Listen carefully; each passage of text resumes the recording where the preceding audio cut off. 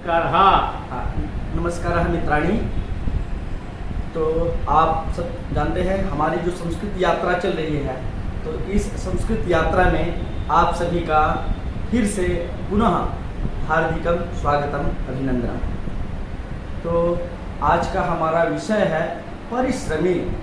परिश्रम क्या होता है, परिश्रम क्यों करना चाहिए। तो अहम एकेन श्लोकेन आरंभं करोमि। महोदयेन सार्धं श्रीमान रामकृष्ण महोदय अस्ति, तेन सार्धं विश्लेषणात्मकं चर्चां करिष्यामः। तो श्लोकस्य अहम् आरम्भं करोमि।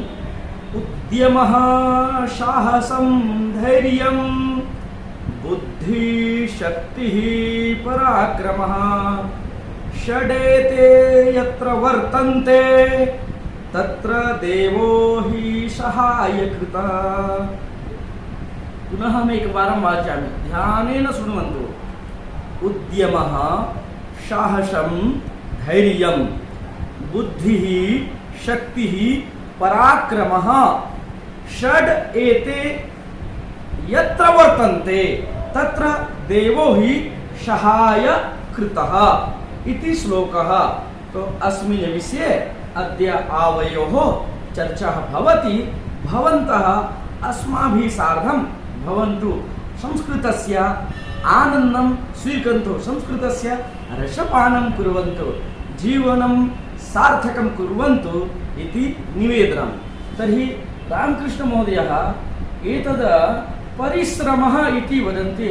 किमर्थं परिश्रमः करणीयः, परिश्रमः कुतः आगतः, तेन किं जायते, किं भवति परिश्रमेण। उद्यमं विना कार्यं न सिद्ध्यति। यदि एकः महान् शक्तिमान् अस्ति, सः परिश्रमं न करोति चेत्, उद्यमस्य आरम्भं न करोति चेत् एषः साहसवान् अस्ति, पराक्रमी अस्ति, धीरः अस्ति, अतः अहम् एतस्य आहारः भवामि इति कोऽपि समीपे आगत्य तस्य मुखे आगत्य न पतति। यद्यपि सिंहः, परन्तु सिंहस्य मुखेपि स्वयं गत्वा कोऽपि न पतति। इत्युक्ते महोदय जी जो विश्लेषण कर रहे हैं कि जो व्यक्ति अपने जीवन में परिश्रम नहीं करता है, अपने साहस को पहचानता नहीं है, अपने जीवन में धैर्य नहीं रखता है, अपनी बुद्धि का प्रयोग नहीं करता, अपने शक्ति को नहीं पहचानता, अपने पराक्रम को नहीं पहचानता, उसका जीवन में कोई भला नहीं कर सकता, वो कभी जीवन में सफल नहीं हो सकता।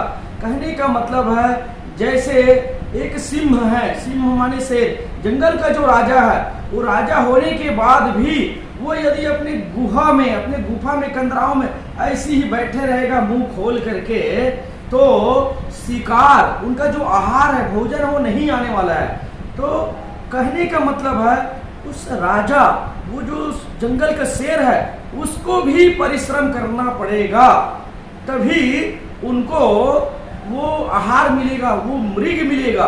क्योंकि बिना परिश्रम के उसको भी भूखा रहना पड़ सकता है, उसको अपनी ताकत दिखाना पड़ सकता है, उसको अपने शक्ति का प्रयोग करना पड़ेगा, तभी उस सिंह को वो भोजन, वो आहार मिलेगा। इसके लिए एक श्लोक कहते हैं, उद्यमेन ही सिद्ध्यन्ति कार्याणि न मनोरथैः न ही सुप्तस्य सिंहस्य प्रविशन्ति मुखे मृगाः।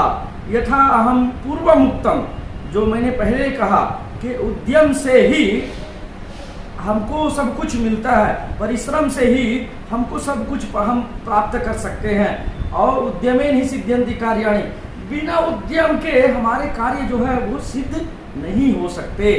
पुनः उद्यमेन ही सिद्ध्यन्ति कार्याणि न मनोरथैः, केवल बड़े बड़े सपने देखने से, बड़े बड़े आकांक्षा करने से वो जो हमारी कार्य सिद्ध नहीं होते। उस सपने को पूरा करने के लिए हमको क्या करना है, परिश्रम करना है। परिश्रम करना, उद्यमेन ही सिद्ध्यन्ति कार्याणि न मनोरथैः, न ही सुप्तस्य सिंहस्य प्रविशन्ति मुखं। तो सोए हुए शेर के मुख में हिरण प्रवेश नहीं करती। उसी प्रकार से हमें भी अपने लक्ष्य को प्राप्ति करने के लिए हमें परिश्रम करना है। तो आगे हम फिर से रामकृष्ण महोदय जी से हम सुनना चाहते हैं। देवः मनुष्येभ्यः साहाय्यं ददाति। कीदृशमनुष्येभ्यः इति सुभाषिते अस्ति। उद्यमः इत्युक्ते महोदय का कहना है कि देव भी उसी मनुष्य का सहायता करते हैं जो उद्यमी होते हैं। एवं साहसी साहसं कर्तुम् इच्छति, धैर्यं करोति, यत्किमपि कार्यमस्ति अहं करोमि इति चिन्तयति, पुनः बुद्धिशक्त्या चिन्तयति अत्र मार्गः कः इति, पुनश्च शक्तिं प्रदर्शयति, स्वकीयां शक्तिम् एकाग्रीकृत्य अग्रे अग्रे गच्छति, पुनश्च पराक्रमं करोति। एवं एते षड्गुणाः यत्र सन्ति तत्र देवः साहाय्यं करोति। कहने का मतलब है भगवान भी उसी व्यक्ति का सहयोग करता है, उसी व्यक्ति का सहायता करता है जो उद्यमी होता है, जो साहस होता है, जिसमें धैर्य है, क्षमता है, अपने बुद्धि का जो प्रयोग करता है और अपने शक्ति का जो प्रदर्शन करता है कि शक्ति है क्या, अपने पराक्रम को जो जानता है। इन 6 गुणों को जो व्यक्ति अपने जीवन में, अपने आचरण में जो लाता है, इन 6 गुणों को जो प्रयोग करता है, तो भगवान भी उन्हीं लोगों को सहायता करता है। इसलिए षडेते यत्र वर्तन्ते तत्र देवो ही सहाय।